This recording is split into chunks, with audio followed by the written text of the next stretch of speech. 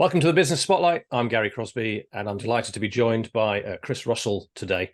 He's MD of Sustainable Energy Finance, a Peterborough-based finance company working in the renewable sector. Chris, thanks very much for taking time to be with us this morning. No problem. Thank you for the invite. Yeah, looking forward to this. Lots of interesting topics. Let's go in right at the top of the sort of strategic environment and tell me what you think about the government's net zero 2050. Shall we call it a project? It's a target, isn't it, really? But what do you think? Yeah, it's a very ambitious target. There's obviously there's a transition, and we're in that transition right now. We were aware of the impact to the environment through obviously the impacts of carbon. Yeah. The Ukraine war has kind of really emphasized and speeded up this process. I think the main challenges out there is money. How can people afford to do this? How can businesses afford to do it? Is it a priority for businesses at the moment? I think where we're just coming out of COVID, the government, has obviously supported many businesses and individuals over that period. So there wasn't that many grants available.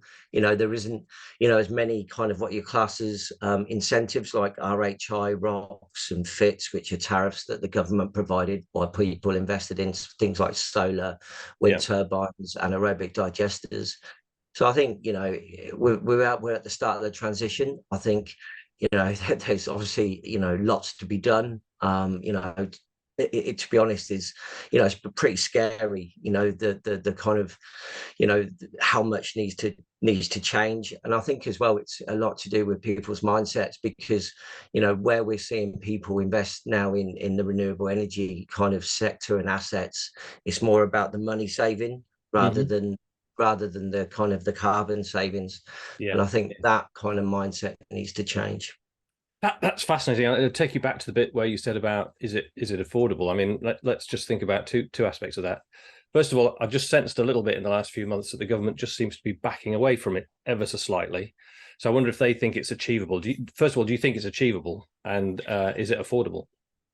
Yeah, I think we're seeing technology now. We're seeing a change in the cost of goods such as solar panels. We've seen them reduced by about 30%. We're seeing the payback because of the high energy costs with regards to the war in Ukraine. So we're seeing the payback from a solar panel, invest in a solar panel 7-8 years to now 3-4 years. And in some cases for the larger heavy users, the engineering, manufacturing, industrial, we're seeing the payback period less than 2 years. So I think when it says about what's affordable, I think it's all about, what the savings are, and what the savings are to that business, because at the end of the day, it's going to have an impact on their bottom line. And if they can make savings through investing in solar panels or LED lights or EV charging points, then it's going to make their business more profitable and more liquid. And I think that's pushing the market at the moment. I think that will continue to push while energy costs are high. You're going to see a lot more activity. If the energy costs were kept quite low, I don't think you'll see as much activity. Yeah, so businesses are trying now. I mean, I think LED lighting are we approaching some kind of saturation there? There's lots of companies doing it. There's lots of businesses have already made the transition. Where do you see that particular part of the sector going? Yeah, so I work in two areas. So my business is a renewable energy finance business, and we we work as a specialist, like effectively a broker and introducer. Yeah. And we work with lenders who deal with asset finance, where we're funding LED lights on a 100% funding package. But Wow. also as well, we're seeing what your class is lighting as a service, where third parties are going into the large manufacturing, industrial, logistic companies and saying, look, your heating or your lighting bill is X amount of millions. If we, as an energy services company, install those, you can then effectively lease or rent them back from us. And that's where we're seeing the transition at the moment with regards to investing in LED lights. And there's the savings with LED lights is, roughly around 80%. Obviously, it depends on the type as well. So Yeah. if you can imagine that having an impact, particularly in schools, particularly in hospitality, where in the hotels, they're constantly got the lights on. So we're seeing a lot more transition in investment in the LED sector. Mm, mm. So tell us a bit more then about your company, because I know you do a wide range of services. Let's just let the viewers know what it is that you're providing. Yeah, so my background is, I've spent 10 years working for different banks and financial institutions, helping them to deploy capital into the renewable energy sector. Anything from working with SMEs, helping them to invest in solar panels, wind turbines, LED lights. So with that funder, I'd work in a business development capacity, help them to get the finance through the funder I was working for at the time, and then taking them through the funding journey and making sure that they've got the right finance product. So I did that for a number of years, working for different banks, private equity, doing big kind of large infrastructure projects. So then about 2 years ago, I thought, right, okay, well, why don't I go from working for banks to acting as an introducer? So working with lots of different banks, and then working with lots of different SMEs. My skill set is quite rare because there's not many people who have been in the renewable energy finance sector for 10 years because it's a new sector. So my skill set and knowledge and experience is quite not many people have that kind of experience. Yeah. So what we did, we set up sustainable energy finance to work with lots of different lenders. We got our FCA license, which means we're regulated and authorized. So we work with SMEs who probably don't have the experience, probably haven't got the time, and they're looking for an independent to go out there, find them the money that they're looking for.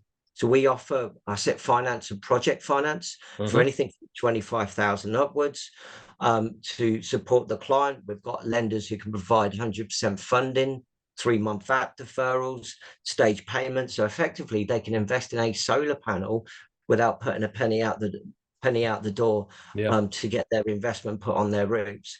But also as well, I specialize in what they call power purchase agreement finance, so PPA finance. So I work with energy services companies and those who deliver energy savings as a service.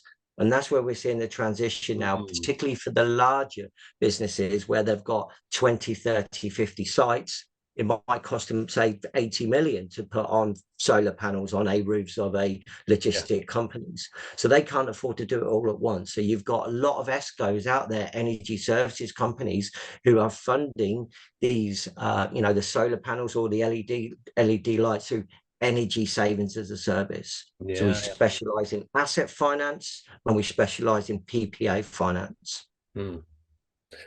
And what does that mean in terms of your ideal client when you're out there thinking about who you can help best with the range of products you've got? Who comes to the top as the ideal client? Yeah, I think it's the SME. It's those businesses where they probably haven't got much experience in this sector. And especially if it's a new sector. So you've got a lot of businesses out there. There might be a retail office, there might be a small engineering company, might be a manufacturing.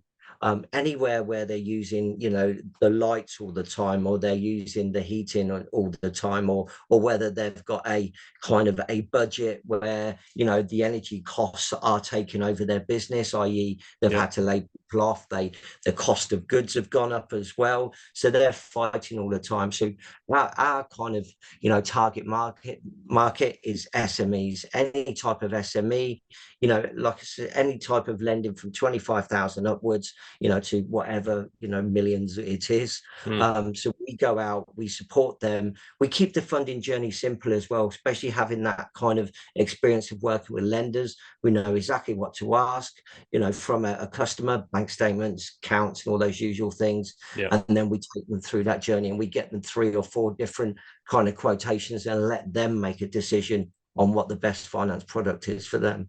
And when you look out into the marketplace, you've mentioned some of the technologies, wind, solar, biomass, heat pumps, and things like that. Where are you seeing the growth? Which kinds of technologies are the technologies that businesses are going after for the future? Yeah, There's three main areas where we're seeing a massive kind of growth or boom. First of all, is solar. And the Hmm. reason for that is, it's simple. It goes on the roof, it generates electricity, and it feeds into that business. Roofs on the roof mounted solar as well. You don't need planning. Obviously, there's an issue with the grid at the moment, unfortunately. So some of the larger projects are unable to export. So that Yeah, causes a problem with lenders. So if a lender put, solar on a roof of a business, that a lender will want to know whether they can export in the event of any difficulties with that business. And that's one of the biggest challenges with solar. But yeah, smaller solar projects, anything from kind of 10, 20, 30, 50, 100 kilowatts, we're seeing lots of those. The other area is LED lights, which we've touched on. And the final area where we're seeing a massive kind of drive is EV charging infrastructure, right. EV charging points. We're seeing them predominantly go into logistics. Obviously, there's domestic clients where we're seeing that going in, but what we're seeing is like a hybrid where, a business is effectively putting the solar on the roofs, it's generating the electricity, which is being saved through the LED lights, and then obviously they're feeding their fleet of cars with electric through the EV charging points. Yeah, yeah, yeah. Great to see that part of the industry, picking up. I've got clients who work in that particular industry, and they can't push charging points into the ground fast enough, which has been interesting to watch. So let me take you back then, just a couple of years to the moment when you were, you were working for someone else, and there must have been a minute where you thought to yourself, you know what, I can do this on my own. What was that entrepreneurial spark? What happened there? Well, I just felt that it was the right time. I think, I'd worked for banks for 10 years, or financial institutes, and I'm sure, hands up, some of your audience would appreciate who might have worked for banks. They're probably not the easiest people to work for, Yeah. and I just felt it was time, and I was, working for, a funder, whose division was called Sustainable Energy Finance. And I went on the internet, I just Googled, to see whether that domain was free, Yeah. Sustainable Energy Finance. And then it kind of stemmed from there. And what we did during COVID, we needed to go from working for a bank to then creating your own network. And what I did with COVID, I contacted every single person related to renewable energy in the UK on LinkedIn. So Yes. within 18 months, I grew my LinkedIn from 500 to 25,000. So then Wow. I connected with every single person linked to solar, wind, biomass, biomethane, hydrogen, green hydrogen, EV, from a director to a CEO to an entrepreneur. And Hmm. I grew that pretty quickly, and then I started to create opportunities, and those opportunities were trying to, build up a network, build up a clientele where you might have a manufacturer who's looking for a funding partner. And Mm. that funding partner would be someone like myself, where, they would say, look, we're speaking to Chris of Sustainable Energy Finance. He's got a panel of lenders. Why don't you speak to him? He's an expert in that industry. So then I started to kind Brilliant. of work that 25,000, but it took a lot of time. It took me every single day. So I've gone from that transition for having no network, unless it was bank clients, to having my own network of 25,000. And it's Mm. kind of grown from them. So it's been a transition, and it's not been easy. By far, it's not been easy. And, it's definitely been a transition. But what a lesson. I mean, a lesson for any business owner who's thinking about starting up, the power of your network, even if you're starting from zero, can still, result in business. What other kind of challenges did you face in that first, let's say the first year where you were now on your own, if you like, in business, thinking, right, I need to make this work? Yeah, I think, when you build up a network, it's all about relationships. It's all about trying to warm up a contact. It's all about, somebody who wants to reach out with you. So out of that 25,000, it's effectively a cold reach. So Mm. then what I had to use is I had to use different kind of tools on LinkedIn to warm up those clients. Yeah. And that took a lot of time. And that was probably one of the biggest challenges, is that customers don't follow you from one business to another generally. No. You might pick up one or two, but you don't approach them anyway because of, different Yeah. protocols that you've got. But effectively, you need to create your own network. you need to create your own lead generation kind of funnel. Mm. And that's what I found the most challenging is taking those cold to warm. And it took a lot of messages, it took a lot of interaction, and that was probably one of the biggest learning curves is trying to find an opportunity. It's not a needle in a haystack, but taking the right approach, sending out the right message, make sure it's tailored, make sure it's eye catching, and they're going to respond. And it takes a bit of time to do that. It's a learning curve to try and move your opportunities forward, and who to approach and how to approach, and what you expect to get out of that discussion. It's funny because a lot of my clients say to me, we're using LinkedIn as a strategy, but it's not working. And I say to them, so what tactics do you use to convert the digital relationship into a real relationship? You mentioned, getting the messages right and things like that. What's your main tactic for turning that electronic connection into a real human connection? I think it's all about have a relation, be related to them in one way or another. I was my background is renewable energy finance, so I was contacting people within the renewable energy sector. So they immediately think, well, look, Chris is be in the renewable finance side, and we're a manufacturer of renewable energy assets. Makes sense. So when you are using something like LinkedIn, and you're trying to get the best out of it and trying to connect with people, it's all about why would people connect with you? What relationship do you think that you may have with them? And don't get me wrong, out of that 25,000 that I contacted, I had about 14,000 who didn't respond. And I think and I think that's what you've got to be.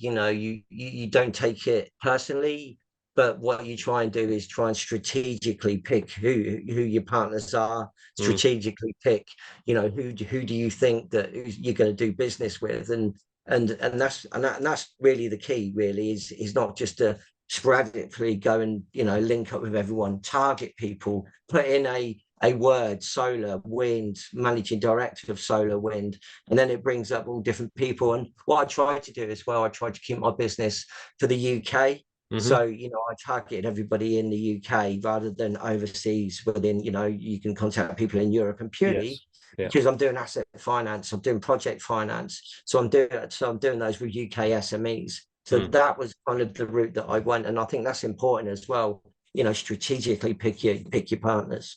And once you've got that relationship, and you're into the sales process, is it a long sales cycle for you? Do you find that you have to spend a lot of time with your prospects before they become clients? I think it's all about timing. Business is all about timing. It's all about meeting the right person at the right time. So I could send a message to a connection to 100 connections and get two responses. And you can quickly go and convert those two responses.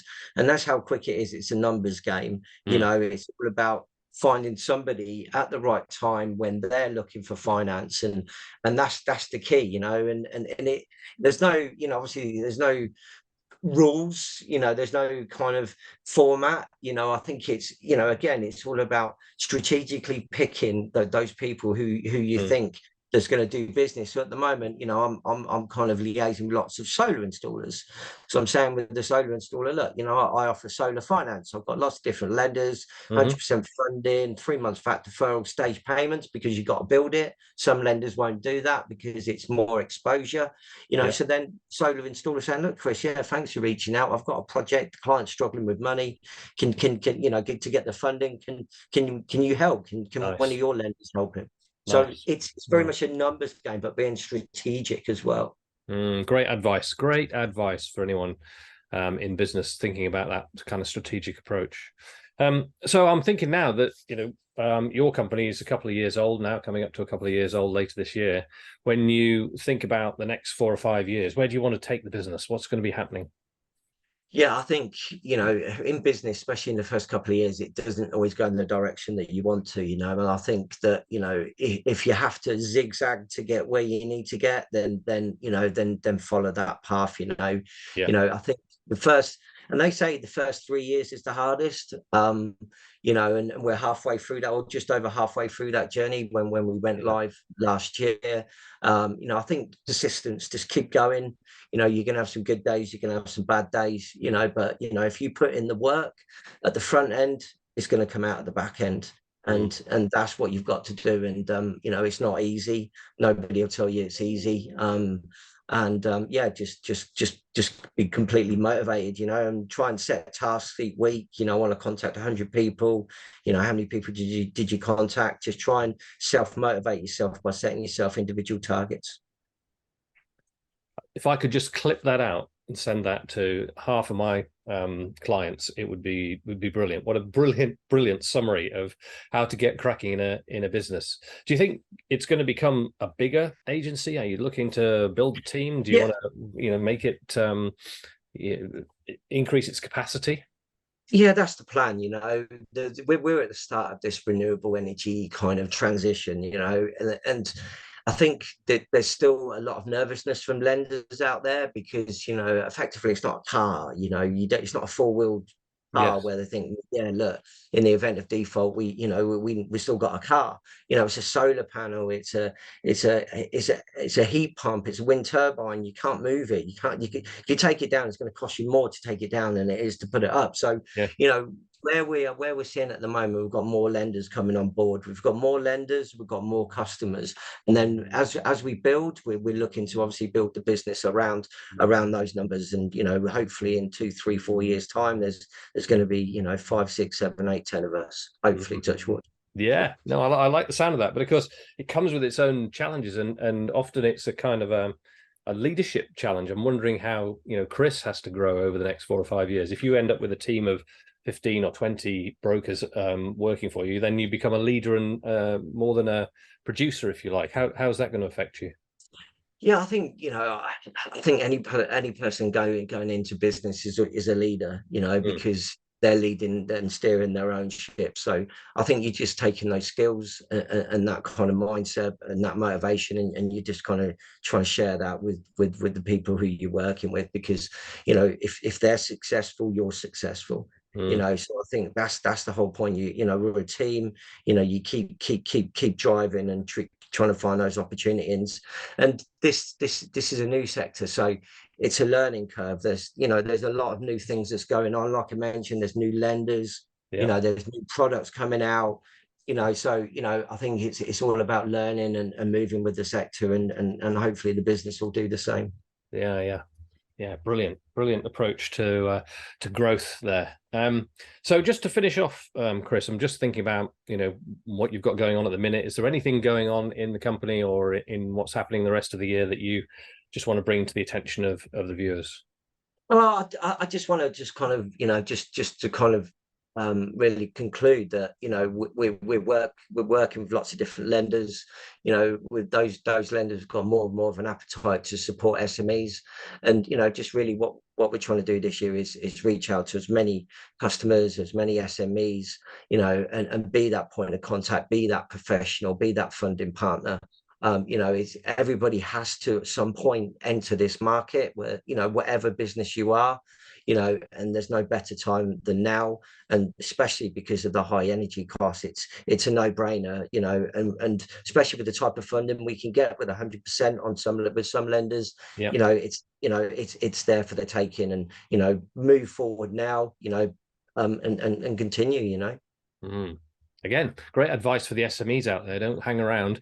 Get yourself stuck into the renewable energy and make those savings in money and in carbon, if you like. Yeah, absolutely. Yeah. Just as the carbon is obviously more important, but we know that money, you know, makes the world go round, unfortunately. You know, obviously the carbon thing is massive, and you know, we've all got children. Or some of us have got children, and you know, it's all about their future, and investing today is going to make their future better. What a great point to finish on. I can't say any more than that, Chris. I'm really grateful for your time this morning. We've sped through that, but some brilliant business advice there. I can hear those little clips from the video in the future coming out. So again, thank you very much for joining me on the Business Spotlight today. Brilliant. No, thanks for your time, and and I really appreciate it. Thank you.